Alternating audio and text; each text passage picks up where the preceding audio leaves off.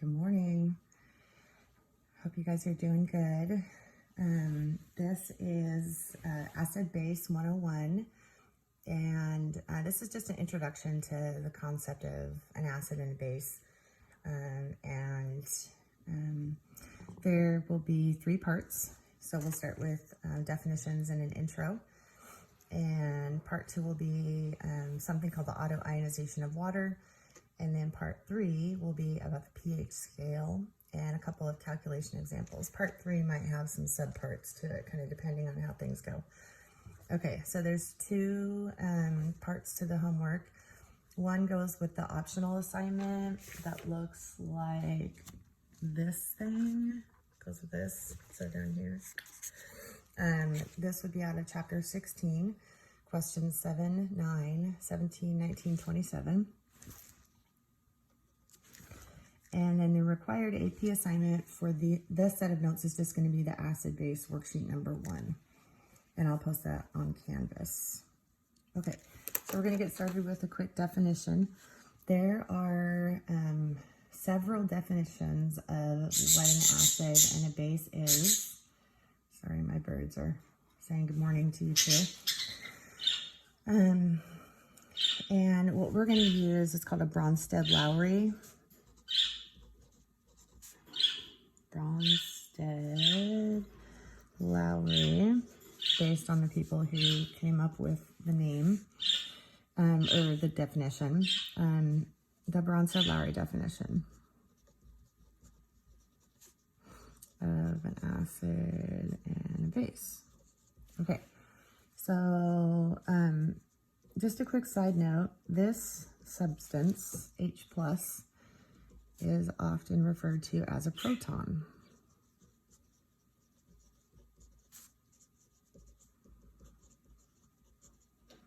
Because hydrogen has 1 proton, and if it has a positive charge, then there's no electrons. So hydrogen by itself is just a proton without an electron.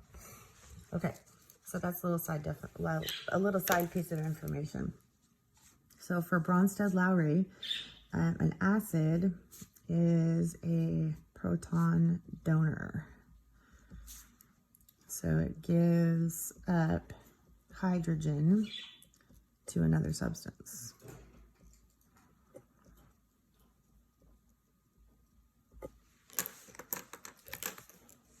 And a base is, as you can probably anticipate, a proton acceptor.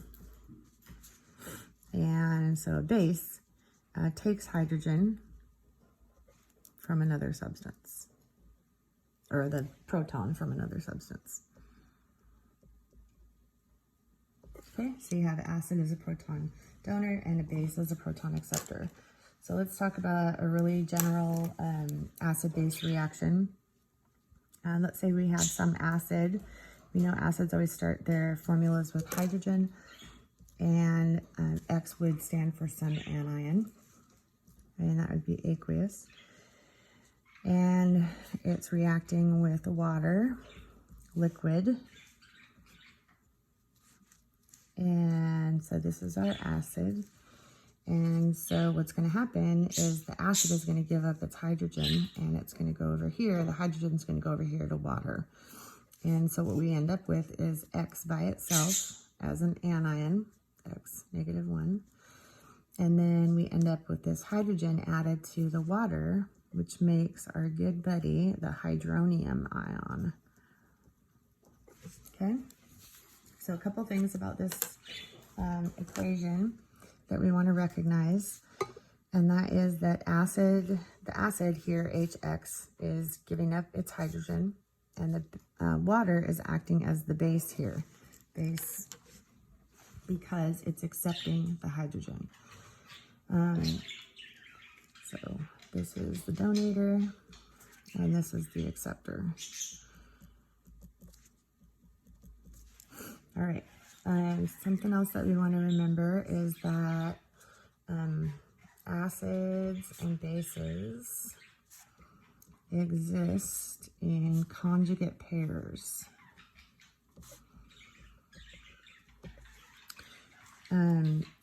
So the the acid is before the loss of the hydrogen, and the conjugate base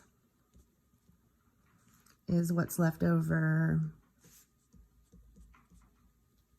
after the hydrogen goes away, is donated, I'll say.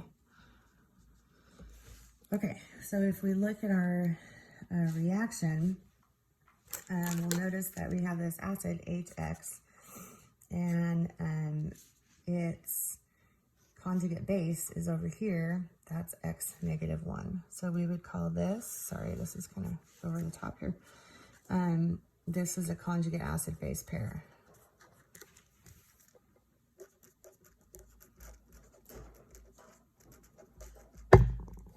Where HX is the acid and X negative 1 is the base. And then water also is acting as a base here, but over here it has a conjugate acid. So that's our definition for conjugate acid-base pairs. We can look at some typical conjugate acid-base pairs.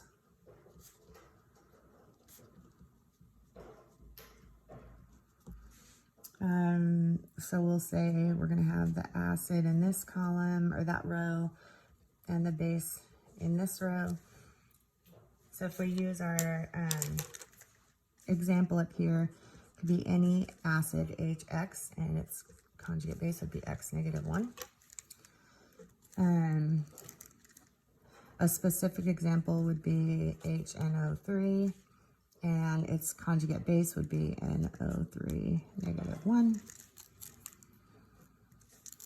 We can also have like HCl and its conjugate base would be Cl negative 1. Let's see. Oh yeah, let's do we got H2SO4 and its conjugate base would be the loss of 1 hydrogen. So we would have HSO4 negative 1.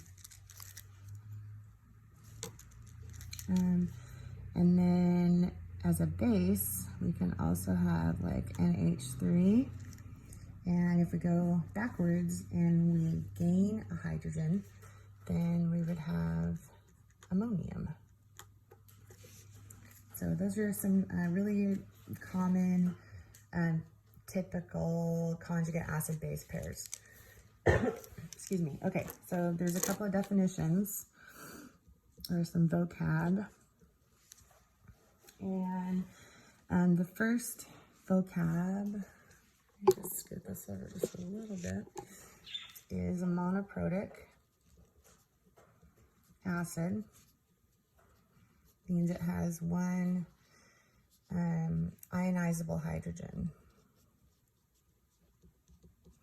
Okay, so HX is an example of a monoprotic acid. A diprotic acid has 2 ionizable hydrogens. And that would be H2SO4 is an example. And then you can also have a triprotic acid. Has 3 ionizable hydrogens. And our example here would be H3PO4. And then our last definition is the word amphoteric.